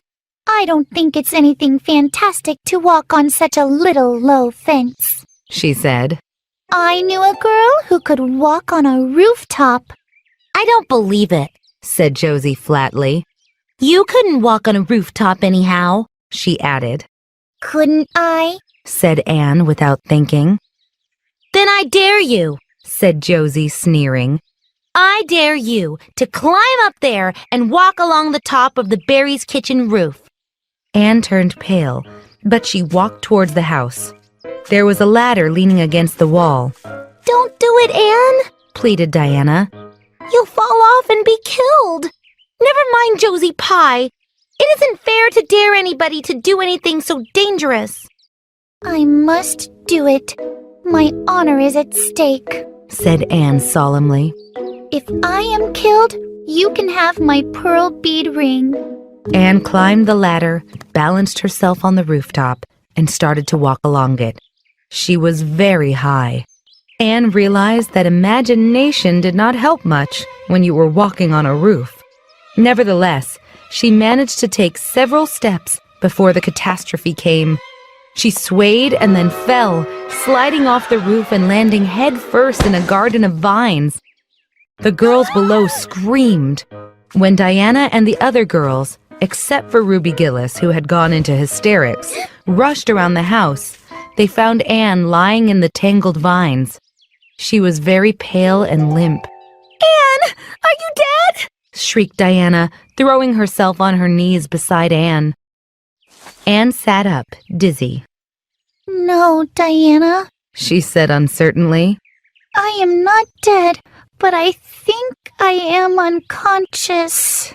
The girls were immensely relieved by Anne's words, especially Josie Pye. When Mrs. Barry appeared, Anne tried to get to her feet, but she fell back with a sharp little cry of pain. What's the matter? Where have you hurt yourself? Demanded Mrs. Barry. My ankle! Gasped Anne. Marilla was in the orchard when she saw Mr. and Mrs. Barry and a procession of girls coming toward the house. Mr. Barry carried Anne in his arms, with her head limp against his shoulder. At that moment, Marilla had a revelation. Before, she had admitted that she liked Anne. No, that she was very fond of Anne. But now she knew that Anne was dearer to her than anything on earth. Mrs. Barry, what happened? Marilla gasped. Mrs. Barry had never seen Marilla look so pale and anxious. Anne herself answered, lifting her head. Don't be frightened, Marilla. I was walking on the Barry's roof and I fell off. I think I sprained my ankle. However, I could have broken my neck, but I didn't. Let's look on the bright side. Marilla felt the blood return to her face. Mr. Barry carried Anne into the house. Later, the doctor came and announced that Anne had broken her ankle. Don't you feel sorry for me, Marilla? Anne asked. It was your own fault, answered Marilla. That's exactly why you should feel sorry for me. If I could blame somebody, I would feel so much better. Anne said. What would you do, Marilla, if someone dared you to walk on the roof? I would stay on the ground and let them dare, Marilla shot back. You're strong, Marilla, but I couldn't bear Josie Pye's scorn, Anne said. And I think I've been punished enough, so you don't have to punish me. It hurt dreadfully when the doctor set my ankle in plaster. I'll miss 6 weeks of school, and I'll miss the new lady teacher. She won't be new by the time I'm at school. And Gilbert, everybody, will get ahead of me in class. Over the next 6 weeks, Anne had many visitors. Not a day passed without one or more of the schoolgirls dropping in to bring her flowers and books and tell her the news of Avonlea. Diana, Anne's most faithful friend, visited every day after school. Even Josie Pye visited once. Anne happily realized that she had many kind friends and neighbors. One day, after the visitors had left, Anne chatted to Marilla about the news from school. The new teacher had arrived, and all the girls thought she was perfectly sweet. She dressed beautifully, and her sleeve puffs were bigger than anybody else's in Avonlea. On Friday mornings, Marilla, Anne said, everybody has to recite a poem or a story. How exciting! On Friday afternoons, Miss Stacy, the new teacher, takes everyone to the woods for a field day, and they study ferns and flowers and birds. And they have physical education exercises every morning and afternoon. Mrs. Lynde says it's ridiculous, but I think it's splendid. I believe Miss Stacy will be a kindred spirit. There's one thing that's quite clear, Anne, said Marilla. Falling off the Barry's roof hasn't injured your tongue.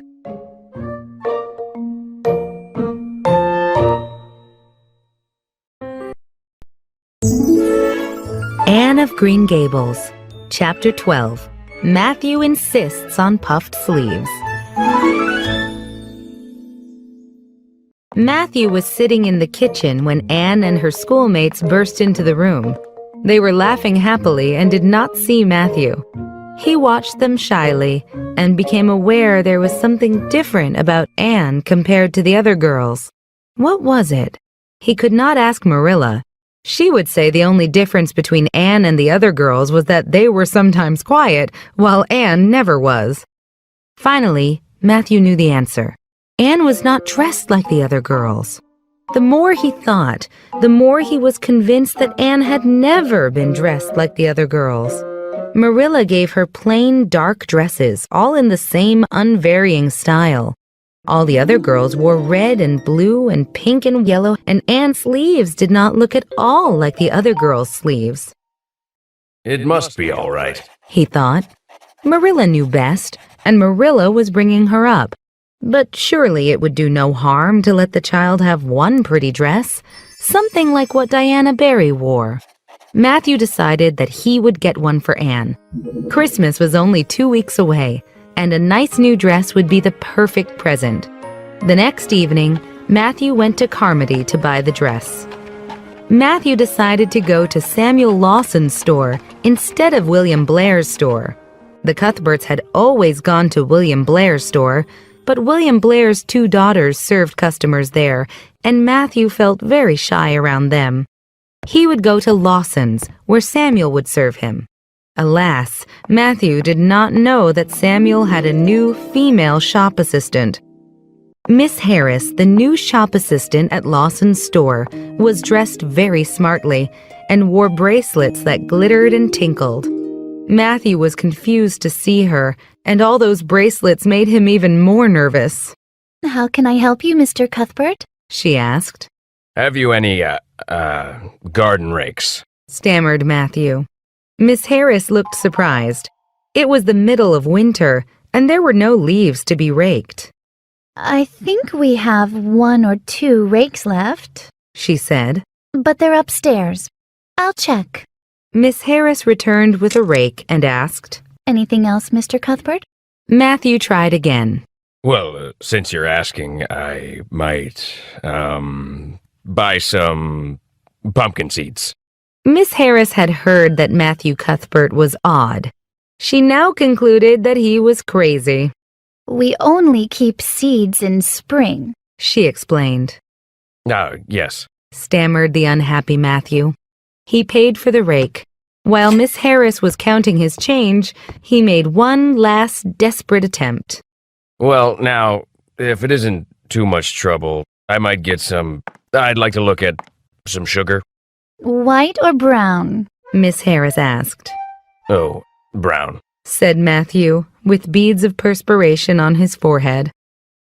When Matthew got home, he hid the rake in the tool shed, but he carried the sugar in to Marilla. Brown sugar? Why did you get that? Marilla asked. You know I never use it except for the porridge or fruitcake. It's not good sugar either. William Blair doesn't usually keep sugar like that. I thought it might come in handy sometime. Said Matthew. Matthew finally decided that a woman's help was needed.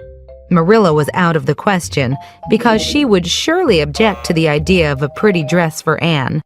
This left Mrs. Lynde. Mrs. Lynde said, "You want me to pick out a dress for Anne? Of course I will. I'm going to Carmody tomorrow. Do you have anything in mind? No? Well, I'll use my own judgment then," Thank you, Rachel. mumbled Matthew. He continued, I'm not sure, but I'd like the sleeves to be in the new fashion. "Puffs? Of course. I'll choose the very latest fashion." When Matthew had gone, Mrs. Lynde said to herself, "Thank goodness that poor girl will get to wear something decent. The way Marilla dresses her is ridiculous." But Matthew noticed it. That man is waking up after being asleep for 60 years. Marilla knew that something was up, but she didn't guess what it was until Mrs. Lynde brought the dress over on Christmas Eve. So, this is why Matthew looked so mysterious. Marilla shook her head. Anne has 3 good warm dresses, and anything more is just extravagant. There's enough material in those sleeves for another dress. The puffs have been getting bigger and bigger. They're as big as balloons now. Christmas morning came. Just enough snow fell to cover everything in white. Anne ran downstairs singing. Merry Christmas, Marilla! Merry Christmas, Matthew! I'm so glad it's a white Christmas. Any other kind of Christmas doesn't seem real, does it? Oh, Matthew, is that for me? Oh, Matthew! Matthew had sheepishly unfolded the dress and held it out. Anne looked at the dress in reverent silence. How pretty it was, with dainty frills and soft lace at the neck. But the sleeves, they were magnificent. It's a Christmas present for you, Anne. said Matthew shyly. Why, Anne, don't you like it? For Anne's eyes had suddenly filled with tears. Like it? Oh, Matthew, it's exquisite! Look at those sleeves! I can never thank you enough! Well, let's have breakfast. Interrupted Marilla. I must say, Anne, I don't think you needed the dress.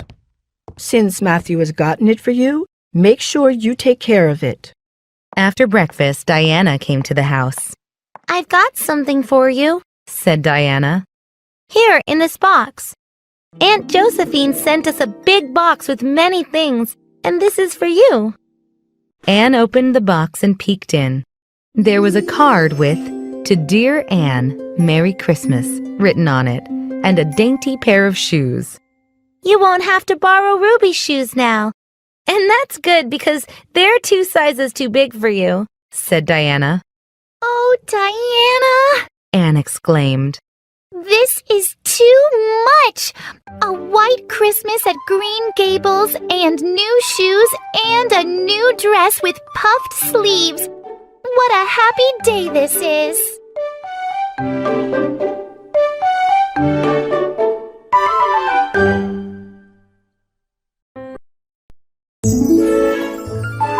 Anne of Green Gables, Chapter 13. Anne in Trouble Again. Marilla walked home one late April evening and realized happily that winter was over. She looked affectionately at Green Gables and looked forward to a warm fire and a cup of tea with Anne. When she got home, the fire wasn't lit and there was no sign of Anne anywhere. Marilla was disappointed and irritated. By the time Marilla got dinner ready, it was dark, and Anne had still not come home. Marilla went upstairs and found Anne lying on the bed, face down among the pillows. My goodness, said the astonished Marilla. Have you been asleep, Anne? No. Was the muffled reply. Are you sick then? Asked Marilla anxiously. Marilla moved closer to the bed. No, but please, Marilla, go away and don't look at me. I'll never be able to go anywhere again. Anne Shirley, what's the matter? Said Marilla. Anne turned over. Look at my hair, Marilla, she whispered. Marilla lifted her candle and looked closely. Anne's hair certainly looked very strange. Anne, what have you done? Why, your hair is green. And it was green. Never in all her life had Marilla seen anything so ugly as Anne's hair at that moment. Yes, it's green, moaned Anne.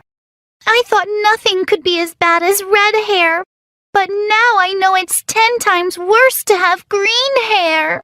Anne, Marilla said, I've been expecting something to happen because you haven't done anything strange for 2 months. How did your hair turn green? I dyed it.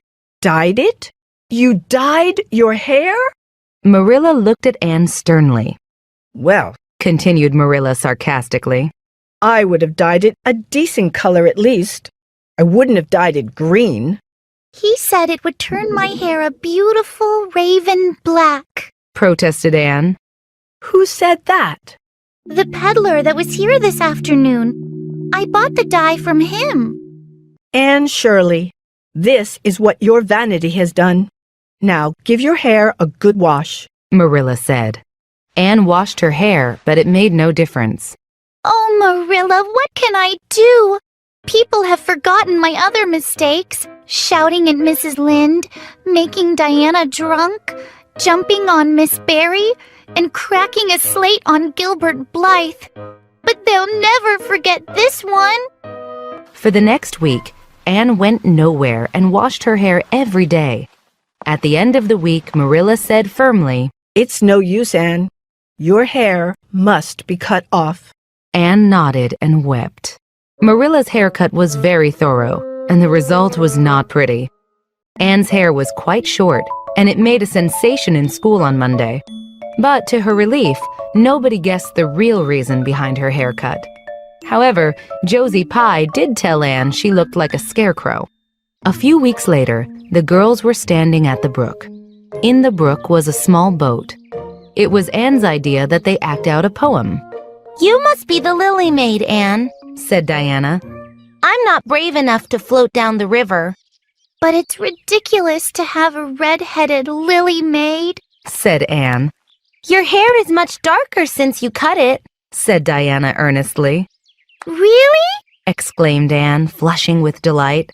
Then she went back to deciding the parts for their skit.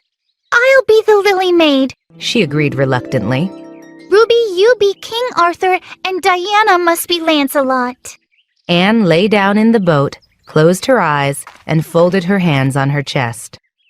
She really looks dead, Whispered Ruby Gillis. Instead of lilies, Diana placed a posy of violets in Anne's hands. Now she's ready. Said Ruby. The girls kissed the Lily Maid and pushed the boat off. For a few minutes, as the boat slowly drifted, Anne enjoyed the romance of her journey.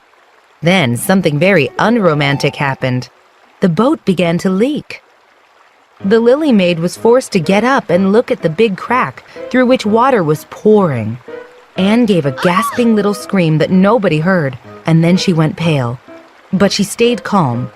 There was one chance, just one. Anne prayed that the boat would keep drifting toward the bridge and float near one of its columns.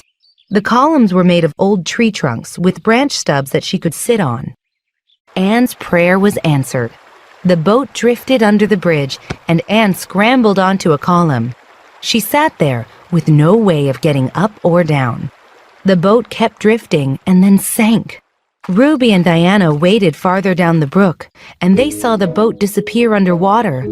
They went white as sheets, shrieked, and ran off. For the unlucky Lily Maid, the minutes ticked by, each one like an hour. Why didn't someone come? Where had her friends gone? Suppose nobody came.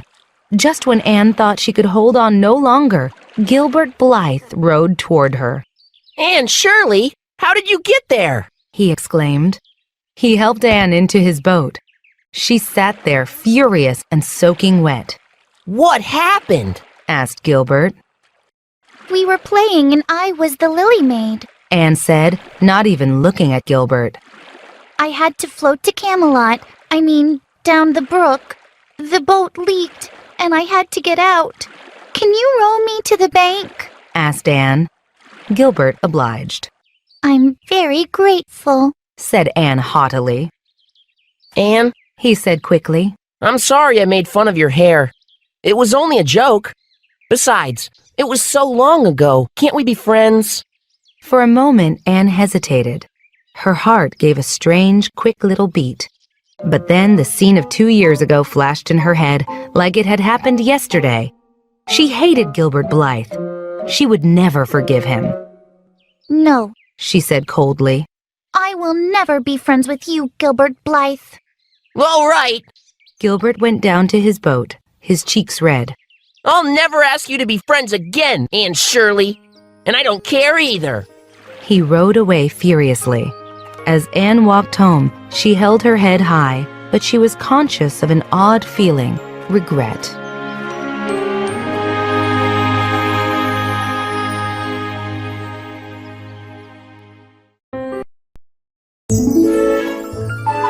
Anne of Green Gables, Chapter 14, The Queen's Class.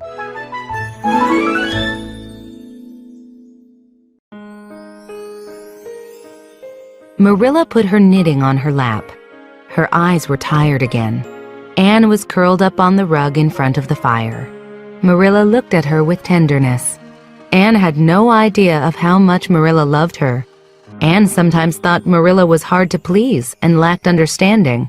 But she always stopped that thought and remembered what she owed to Marilla. Anne, Marilla said abruptly. Miss Stacy was here this afternoon. Was she? Why? Asked Anne. She came to talk about you. Answered Marilla. About me? Anne looked rather scared. Then she flushed and exclaimed, Oh, I know what she said.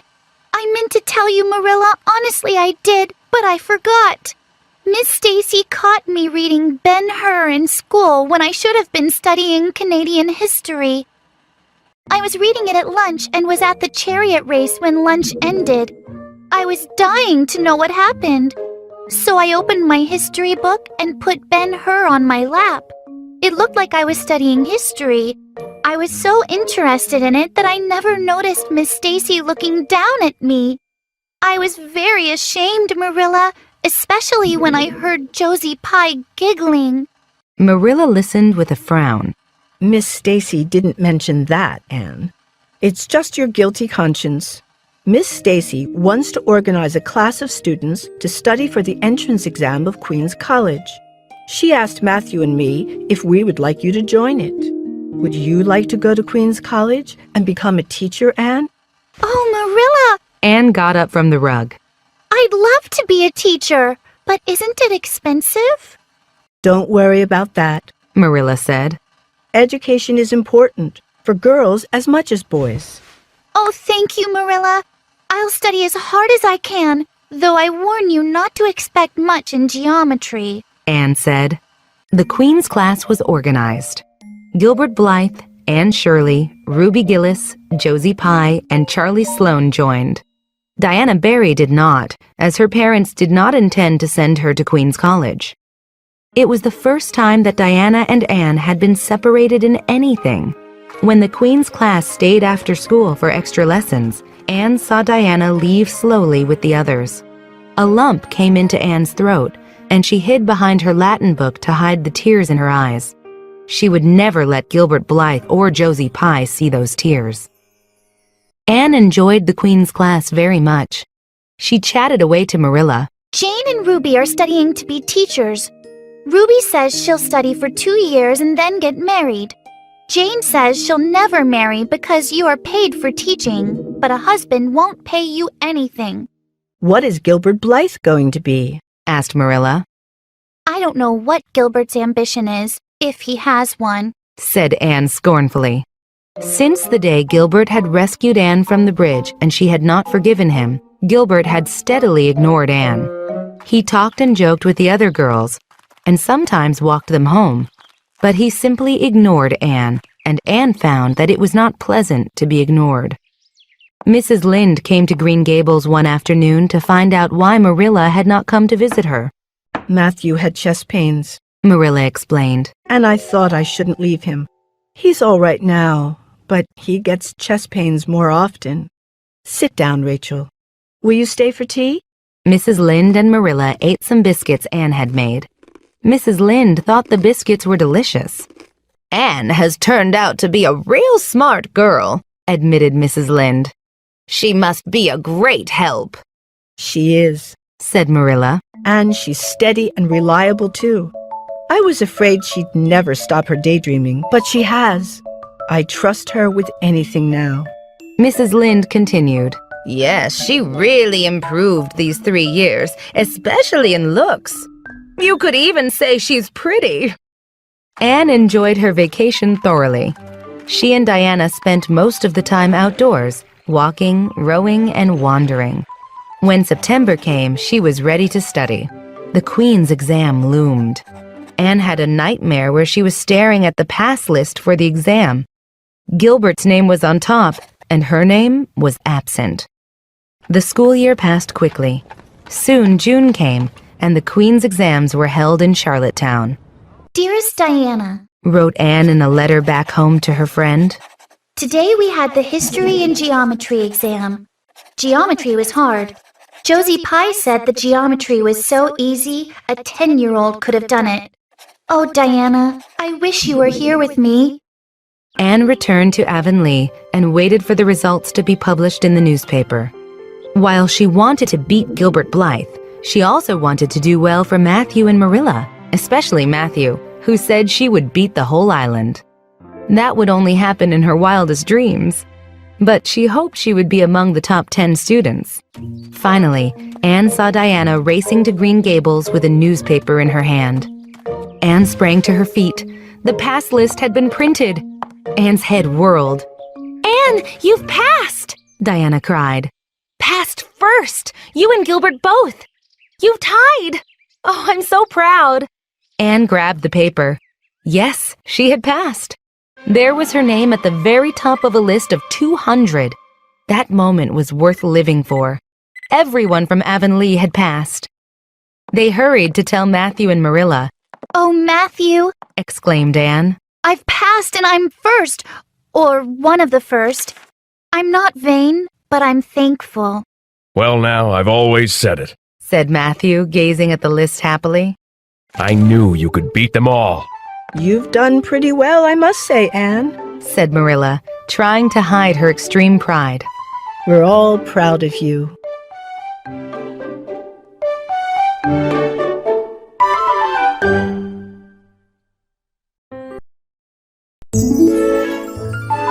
Anne of Green Gables, Chapter 15, A Queen's Girl.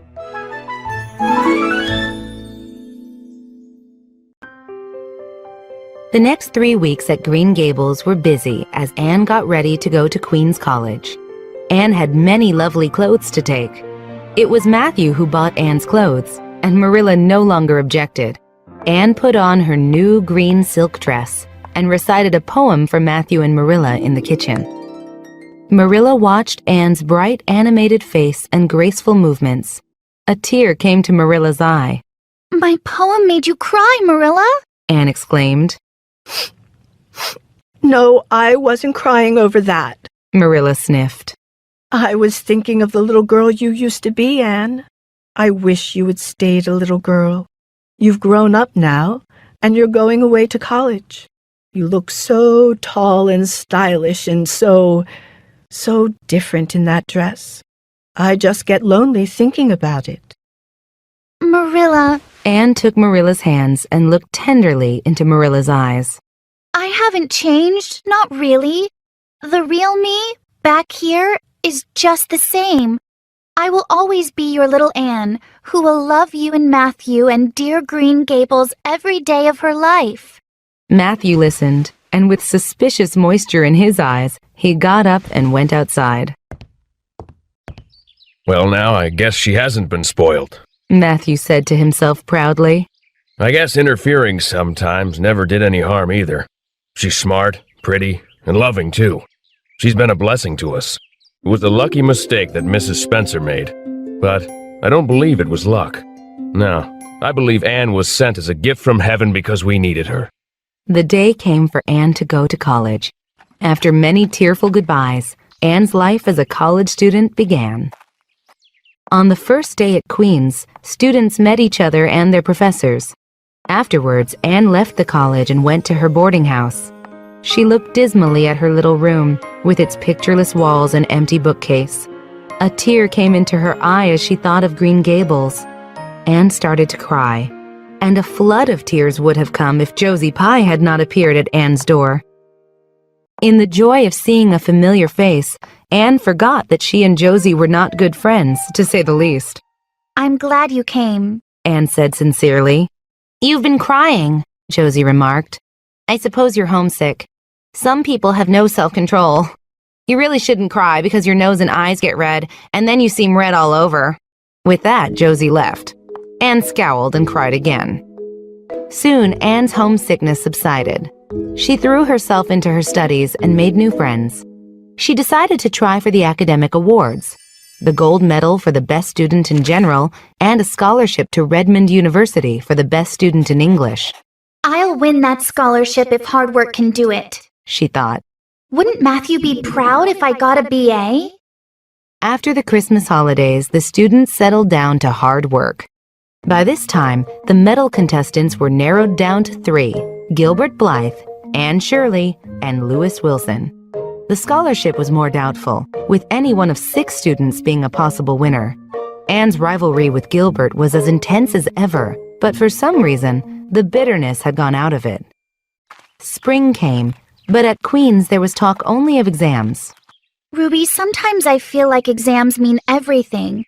But when I look at the flowers blossoming, the exams don't seem as important, said Anne. Ruby Gillis did not share this view. To her, exams were very important, far more important than flowers. Besides, Anne was sure to pass all her exams, while Ruby was not so certain. It was the morning the exam results were to be posted on the notice board at Queen's College. Anne and Jane Andrews walked down the street together. Jane was smiling and happy. Exams were over, and she had passed at least. Anne was pale and quiet. In 10 minutes, she would know who had won the medal and the scholarship. I don't have the courage to march up to that notice board, Jane. Anne said. You must read it and tell me, and try to do it as quickly as possible. If I failed, just tell me, and whatever you do, don't try to sympathize with me. Promise me, Jane. Jane promised solemnly, but as it happened, there was no need for such a promise. Anne and Jane found a group of boys carrying Gilbert Blythe on their shoulders and yelling, Hooray for Gilbert! Medalist! Anne felt a pang of defeat and disappointment. So Gilbert had won. Well, Matthew would be sorry. He had been so sure she would win. And then somebody called out, 3 cheers for Anne Shirley, winner of the scholarship! Suddenly, many students were around them, and Anne was the center of a laughing, congratulating group. She was pushed and pulled and hugged, but she managed to whisper to Jane, Oh, won't Matthew and Marilla be pleased? I must write home right away. After the scholarship and medal ceremony, Anne went home to Avonlea with Matthew and Marilla. Diana was at Green Gables to greet her. It's so good to be home again, Cried Anne. and it's good to see you. I have so many things to tell you, but now I'm tired of being studious. I'll spend 2 hours tomorrow lying on the grass, thinking of absolutely nothing. You've done so well, Anne, said Diana. I suppose you won't be teaching now that you've won the scholarship? No, I won't. Said Anne. I'll go to the Redmond University in September. Jane's going to teach in Newbridge, said Diana, and Gilbert is going to teach too. He must. His father can't afford to send him to college next year, so he will work instead and save up the money for it. Anne felt a little dismayed. She had expected Gilbert to go to Redmond University as well. What would she do without their rivalry to inspire her? And what would she do without her friends from Avonlea?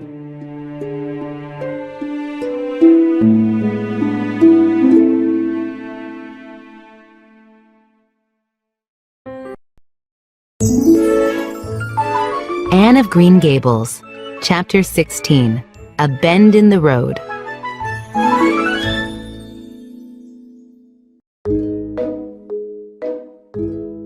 The next morning, Anne realized that Matthew was not looking well. After he had left, Anne said, Marilla, is Matthew well? No, said Marilla in a troubled tone. his heart has been quite bad this spring, but he keeps working. Maybe he'll rest now that you're home. You always cheer him up. Anne looked at Marilla. You're not looking well yourself, Marilla. You must rest now that I'm home. Marilla smiled affectionately at her girl. It's not the work, it's my eyes. I'm seeing an optometrist soon. In the evening, Anne went to see Matthew in the fields. Matthew walked slowly with his head down. You've been working too hard, Matthew. She said reproachfully. I forget I'm getting older. Matthew replied. If I'd been the boy you'd sent for, Said Anne. I could help you. Anne, I'd rather have you than a dozen boys. It wasn't a boy who got that scholarship.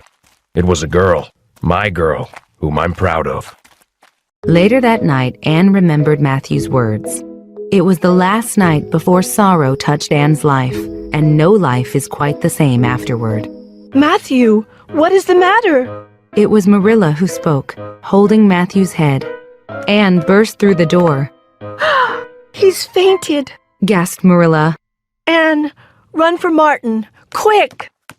Martin was the hired man, and he drove to get the doctor, stopping at the Lynde's house to tell them the news. Mrs. Lynde came as quickly as she could. She pushed Anne and Marilla gently aside, and then laid her ear on Matthew's heart. She looked at their anxious faces sorrowfully. "Oh, Marilla," she said gravely, "I don't think we can do anything for him." Anne spoke quietly. Mrs. Lynde, you don't think Matthew is... Anne could not say the dreadful word. She turned sick and pale. The doctor said Matthew's death had been painless. The news spread quickly through Avonlea, and all day friends and neighbors came to pay their respects.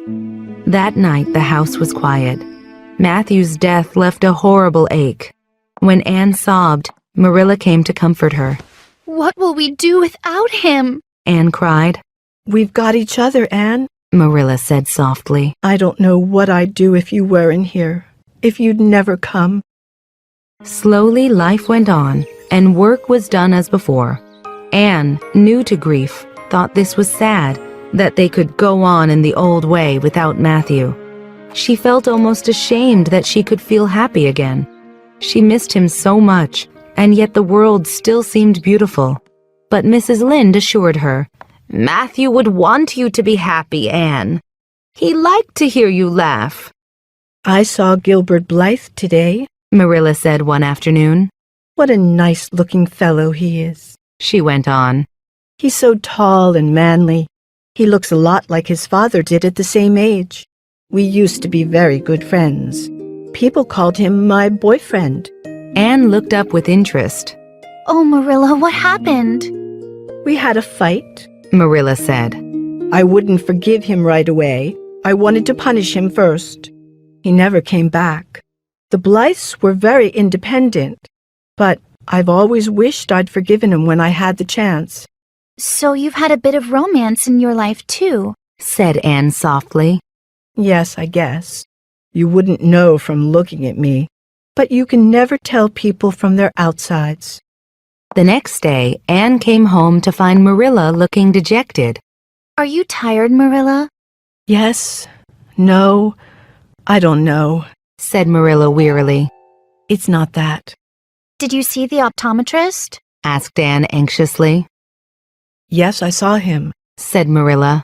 He said if I wear glasses and stop reading and sewing, my eyes will be all right.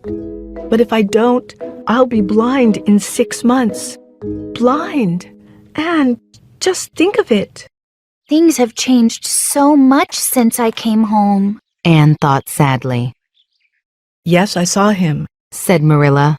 He said if I wear glasses and stop reading and sewing, my eyes will be all right. But if I don't, I'll be blind in 6 months. Blind! And just think of it. Things have changed so much since I came home. Anne thought sadly. One afternoon, a few days later, Marilla came in from the yard. She had been talking to a man named Mr. Sadler. There were tears in Marilla's eyes, and her voice broke as she told Anne. He heard I was going to sell Green Gables, and he wants to buy it. Buy Green Gables? Anne burst out. Marilla, are you selling Green Gables? If my eyes were strong, I could stay here. But I may lose my sight, and I can't stay here alone. Mrs. Lynde advised me to sell and stay with her. I'm sorry you won't have a home to come to on vacation. Marilla broke down and wept bitterly. You mustn't sell Green Gables, Said Anne firmly. and you won't stay here alone, Marilla. I'll be with you. Marilla looked at Anne. What do you mean? I'm not taking the scholarship. I couldn't leave you after all you've done for me. The Avonlea School is promised to Gilbert Blythe, but I can teach in Carmody. I won't leave you, Marilla. Marilla was stunned. But I can't let you sacrifice your education for me. Nonsense! There is no sacrifice! Anne laughed. Nothing could be worse than giving up Green Gables. I'll be a good teacher and save your eyesight. Besides, I'll study college courses at home. I feel as if you've given me a new life. Marilla said, beaming. In Avonlea, people heard that Anne had given up the idea of going to university, and not knowing about Marilla's eyes thought she was foolish. But Mrs. Lynde told Anne, I'm glad to hear you're not going, Anne. I don't believe in women going to university. But I'll teach at Carmody and study Latin and Greek at home, Mrs. Lynde. Said Anne, laughing. The school board gave you Avonlea School, Mrs. Lynde said. Anne jumped to her feet. I thought they promised it to Gilbert Blythe. They did.